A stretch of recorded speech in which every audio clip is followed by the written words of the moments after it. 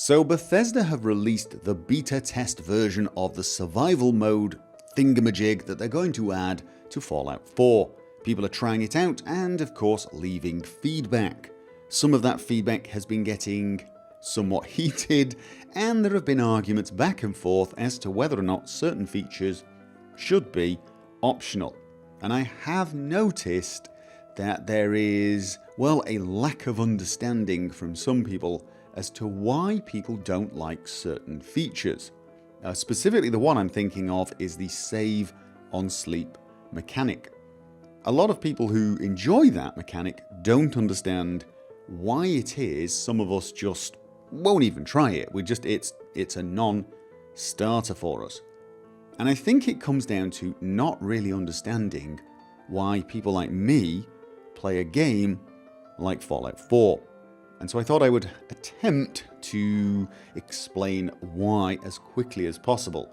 I'm not known for quickly as possible, so I will probably fail. The thing is, there are a lot of different reasons for playing computer games.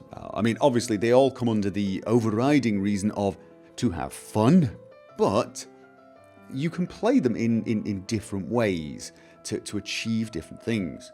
And for example, you can play some games to win. That's what you want to do. You sit down and your intention is to win. If you're playing against other players, you want to beat them. If you're playing against the computer, you want to beat the computer. Maybe you want the best score, the most loot, or just the win. You want to see you have beaten this game on such and such a difficulty. You're playing the game to beat it. Maybe you want the achievements. And very often you'll focus completely on that objective. And you examine the game mechanics, you learn the game mechanics, and you use them to your advantage. When you play like that, the type of game mechanics you're dealing with probably doesn't matter. It's immaterial, it's just part of the game. Every game has different game mechanics, different requirements, different challenges, and it really doesn't matter what they are. You just want to beat them. But there is another reason to play certain games like Fallout 4, and that is because you want to experience them. You want to experience the world, you want to interact with the characters, you want to experience the story. And when you play for that reason, it does matter what the mechanics are, it does matter whether or not those game mechanics make sense within the world you find yourself, and whether or not they make sense to the character if the character is going to be affected by them. Now, just because people want to play to experience the game does not mean they automatically want an easy experience. They don't necessarily want to crank it down to story mode and just play as a god to experience the story. For many people, that is not going to help them experience the game. They are not going to feel like they are whichever character they are unless they face a challenge. So, I play The Witcher 3 on Death March difficulty. I play Fallout 4 on survival mode difficulty.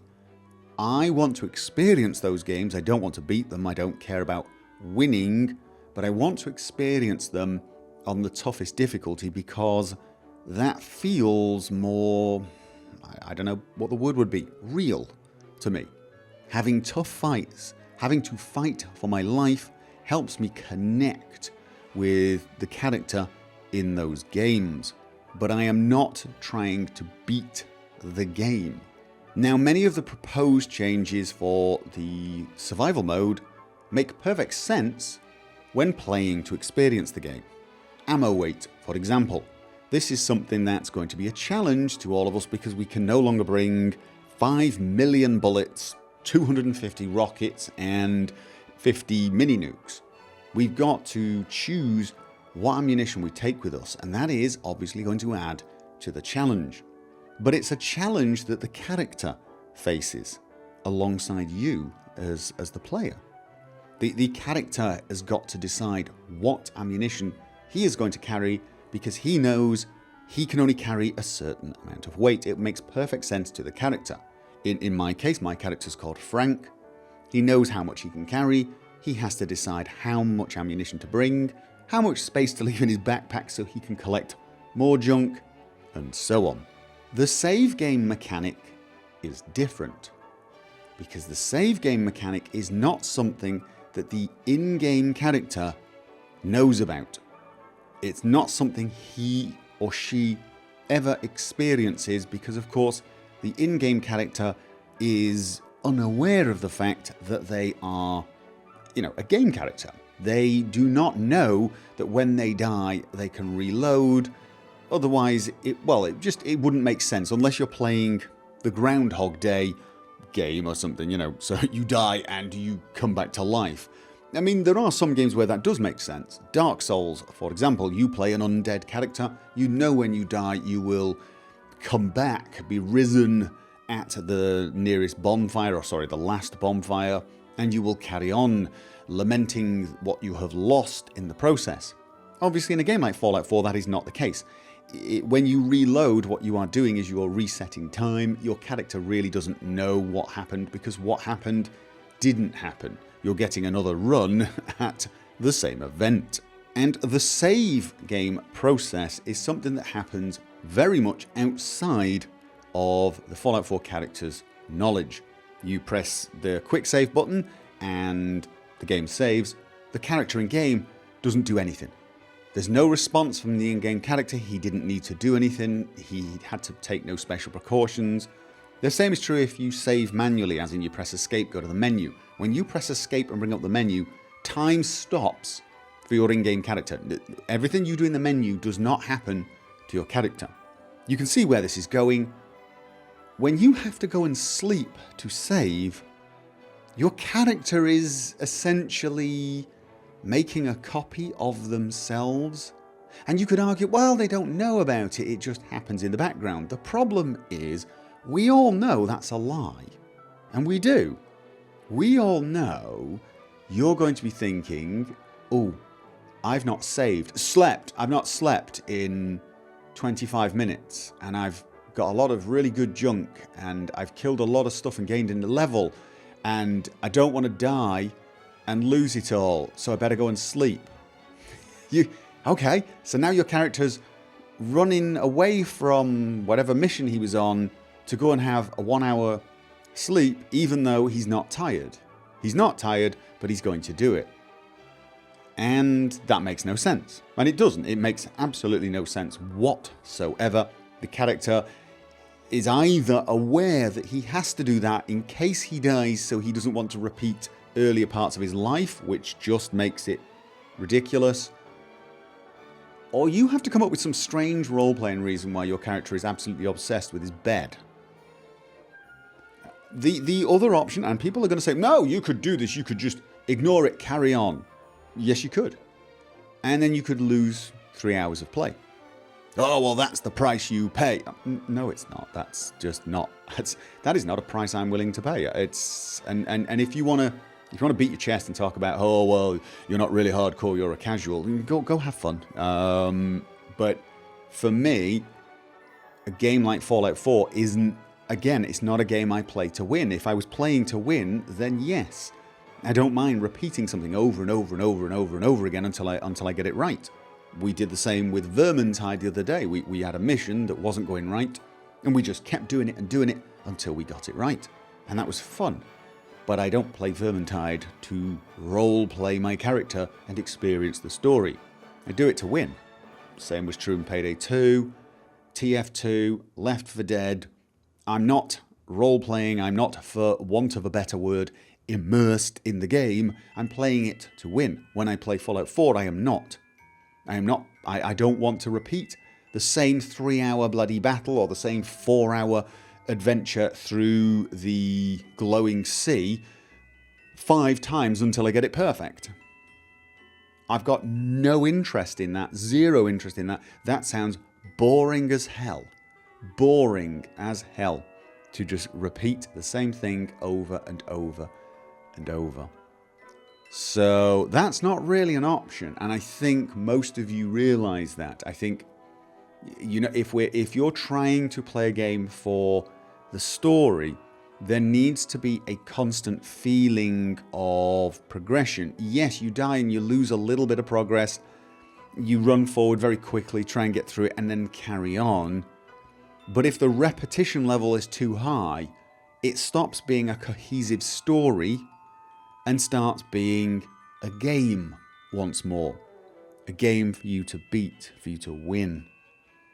And as I said, that's not why many of us play a game like Fallout 4. If it turns Fallout 4 into something like Borderlands or Vermintide, I'm not really interested. I'd rather play a game that has multiplayer and play with friends if that's what we're going to do. If we're just going to repeat stuff until we get it right, I'd rather do that with friends or against other human beings. Fallout 4, I want to experience the game, the world. So repetition is not an option, but neither is having my character do things in-game that make no kind of sense for my character because my character, unfortunately, has to respond to the game mechanics. And that, ladies and gentlemen, is one of the biggest problems I have with the new survival mode difficulty from Bethesda. Now, I do know that one argument people who like this feature have made is that this feature makes you afraid to die. It really makes you avoid dying and you try harder. It means more. And I kind of understand that for you. If that makes you react to death in a manner that is actually more realistic, I kind of understand why you like it. But it does the opposite to me. You see, the thing is when I play a game for experience, when I play a game and roleplay it, I fight death tooth and nail. In fact, when I do Let's Plays, I often get complaints from people because I'm running away scared or I'm really trying my best not to die. People go, oh my god, stop being so worried, it's just a game, just reload if you die, dude. No, I don't. I fight as if death is the end. I fight as if it's the final frontier. I don't have any trouble trying to avoid death like no one's business. I don't take risks with my character that I wouldn't take in reality. A classic example of this is there is a sinkhole in Fallout 4 that I just refuse to jump down. A lot of people jump down there because they want to find out what's down there. Now, I'm not jumping into a sinkhole unless I'm absolutely sure I'm not going to die. A lot of people just jump down, save, and then jump down and knowing they can reload. I never play like that. Ever. I don't need the kind of mechanic we're talking about now to find death something worthy of avoiding. And in fact, a mechanic such as this makes me stop being scared of death because I become scared of repetition. And you might be thinking, well, I don't understand the difference. You're repeating it because you died. No, I'm repeating it because I died a long time after sleeping. I become afraid of distance from my bed. I don't think, oh my god, I might die. I think, oh my god, it's been ages since I've slept. So I will wake up in the morning and be completely and utterly fearless. I will run over mines and not care. I will throw grenades at my own feet and not care. I won't care because who cares? I just woke up, right? I'll always reload. I'll be right there. I didn't lose anything. If I've gone 5 minutes down the road, not killed anyone, I'll take huge amounts of risks with my life because I don't fear that repetition. But if I've been playing for 2 hours and I'm deep in a dungeon, I'll be petrified. I will not be afraid of death. So this argument may work for you. You may need this kind of experience to get really excited, really scared of death. I don't. And this kind of feature actually has the opposite effect on me. What it will actually make me do is disconnect. I will disconnect and I will start playing to win. I will start trying to avoid repetition and I will do whatever it takes to avoid that repetition. Not die. I mean, again, as I said, there will be moments when I won't care if I die because it won't matter. I will be completely focused on this one game mechanic. It will start to dominate my playstyle, and it will ruin the game for me. In the end, this feature just feels artificial. It feels completely out of place in the game world. It's a pure and simple game mechanic, but it's crossed the border into the world. It's affecting the world and the character in a very direct way, in a way that makes no kind of sense. As I've said, all of the other features make sense. It makes sense that the character is aware of all the various different challenges, like being tired, disease, ammo weight. It makes sense that the character is aware and reacts to those challenges. It's not sensible that the character reacts to the save game mechanic, any more than it makes sense that the character is somehow aware of the resolution that they were playing. You know, the character doesn't have to wander off to a terminal in-game and play around with some things for you to change your graphic settings. That's not needed. That is not needed and would make no sense. The character isn't going to run off and say, oh, I think it's too dark for the person who's controlling me. I shall go to this terminal and change the gamma ratio for him so that he has a more pleasant time when he's controlling me. That just doesn't make sense unless the character is completely aware that he is a fictional game character. So there it is. That is why many of us have a problem with this feature. Now, I say we have a problem. It's a reason we don't like it. It's not really a problem because we will fix it. We will remove it. We will make it optional if Bethesda don't. And people are all very worried and saying, well, no, they've disabled the console and they've disabled mods. That's probably for testing purposes. They want you to test the game vanilla so that they get feedback on vanilla. They don't want to be dealing with feedback that comes from mods, so they've disabled it. They're not going to disable it on the final thing, or if they do, we'll get through it. Trust me, we will either manage to mod our way around their survival mode, or someone will release a mod that releases all the features of survival mode with options. It will happen. It's going to happen. But to be honest with you, I can't imagine... no, I'm going to call it now. They cannot disable mods and console for survival mode because they'll pretty much make it a non-issue.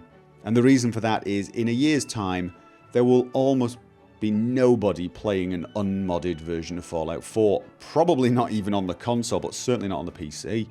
In a year's time, nobody will be playing the unmodded version of Fallout 4, or very few. There'll be the odd person. You look at Skyrim now, anyone who's playing Skyrim, I would say if you get 99% of the people playing Skyrim right now are playing a heavily modded version.